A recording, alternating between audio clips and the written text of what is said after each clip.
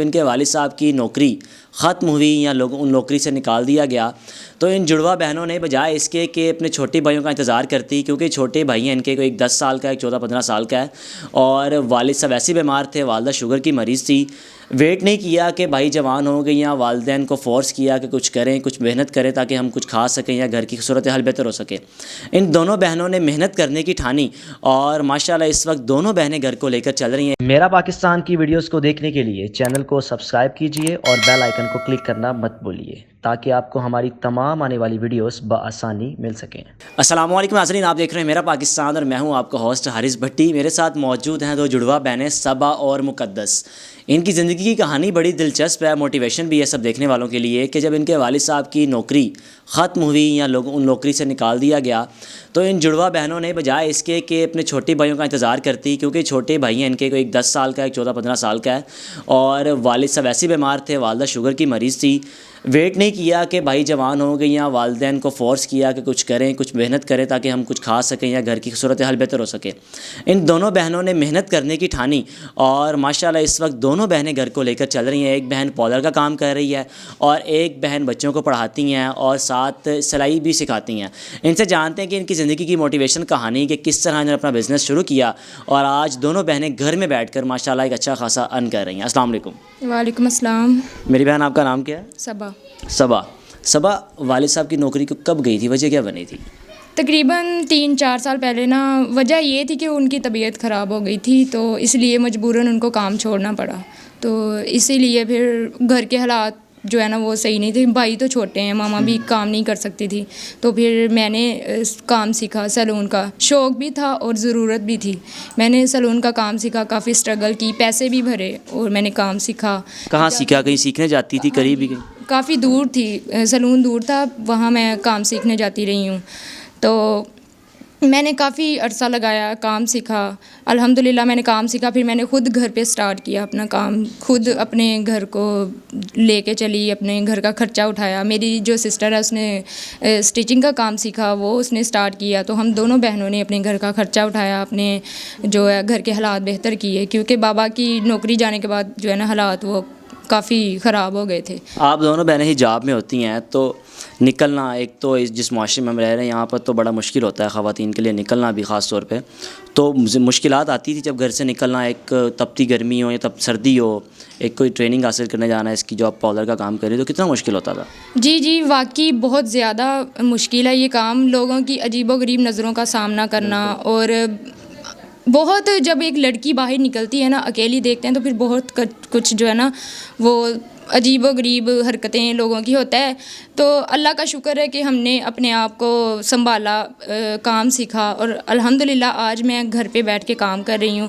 تو انٹرویو دینے کا میرا مقصد یہی تھا کہ میں ایک سینٹر بنانا چاہتی ہوں۔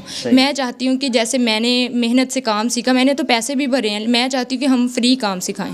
اس سینٹر میں میں اور میری سسٹر سلائی کا اور سیلون کا فری کام سکھائیں۔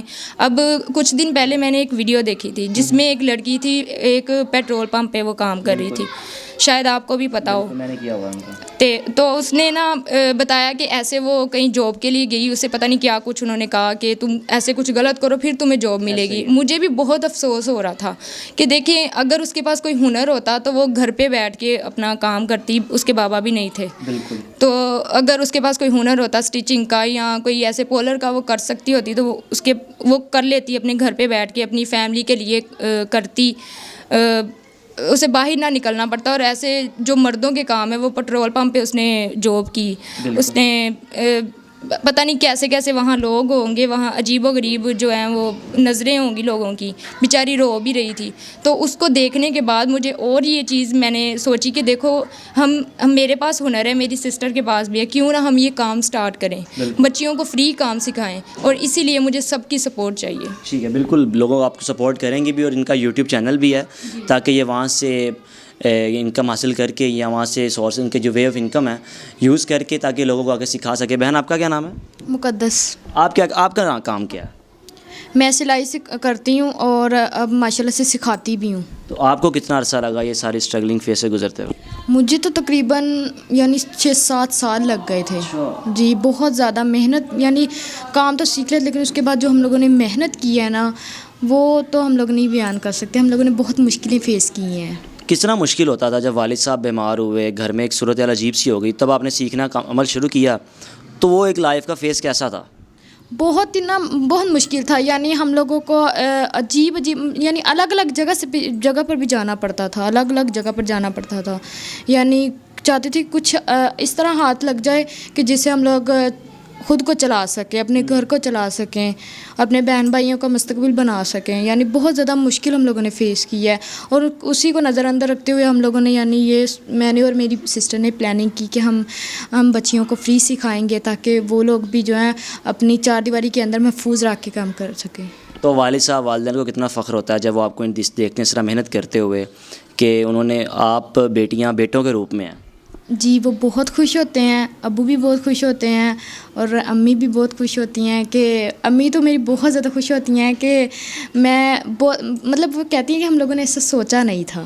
زبردست. تو میری بہن آگے کیا پلانز ہے؟ اس طرح آپ نے بتایا کہ آپ نے ادارہ بنانا ہے, تو اس کے آگے کیا سوچا کیا ہوا ہے؟ کہیں گھر میں ہی یا کہیں آپ نے کہیں کوئی اور سینٹر کہیں بنانا ہے؟ جی ہم نے سیپریٹ جگہ لینا چاہتے ہیں ہم, کہ الگ سے جگہ لیں. فی الحال تو ہم رینٹ پہ ہی لے سکتے ہیں, تو کافی زیادہ آپ کو پتہ ہے رینٹ ہے, بجلی کا بل ہوتا ہے, سلائی مشینیں چاہیے, اور کافی اخراجات ہوتے ہیں. تو اسی لیے میں نے یہ چینل بنایا ہے تاکہ مجھے سپورٹ ملے, اور جو بھی ارن کروں نا وہ میں پیسے لگا کے ایسے نا کام سٹارٹ کر سکوں, اور ہم کام سکھائیں بچیوں کو, فری کام سکھائیں.